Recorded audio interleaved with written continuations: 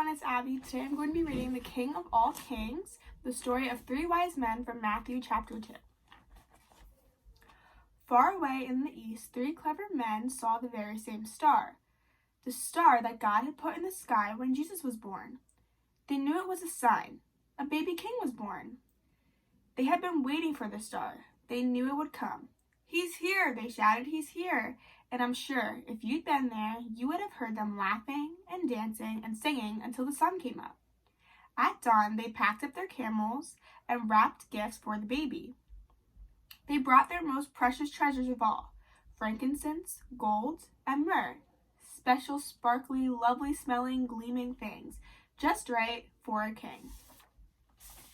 The three wise men, actually, if you'd met them, you'd have thought they were kings because they were so rich, clever, and important looking, set off. They rode their camels across endless deserts, up steep, steep mountains, down into deep, deep valleys, through raging rivers, over grassy plains. Night and day and night for hours that turned into days, that turned into weeks, that turned into months and months until at last they reached Jerusalem.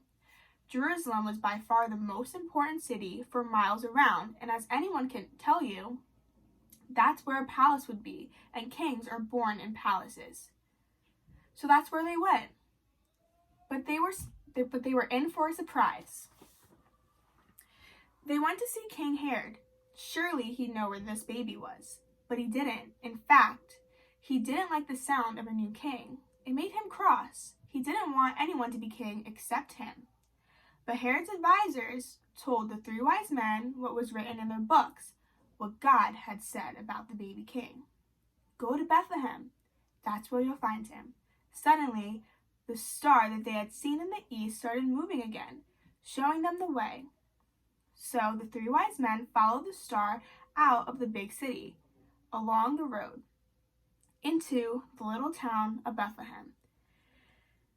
They followed the star through the streets of Bethlehem, out of the nice part of town, through the not so nice part of town, into the really not nice at all part of town. Down a little dirt track, until they stopped right over a little house.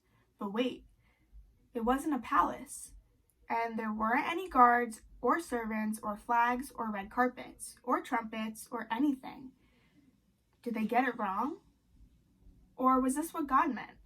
Sure enough, in the little house, there, sitting on his mother's knee, they found the baby king. The three men knelt before the little king.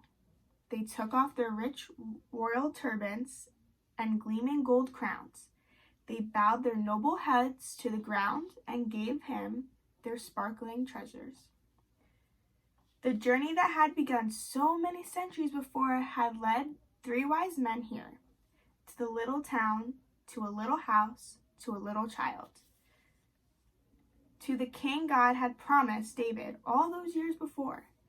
But this child was a new kind of king. Though he was the Prince of Heaven, he had become poor. Though he was the mighty God, he had become a helpless baby.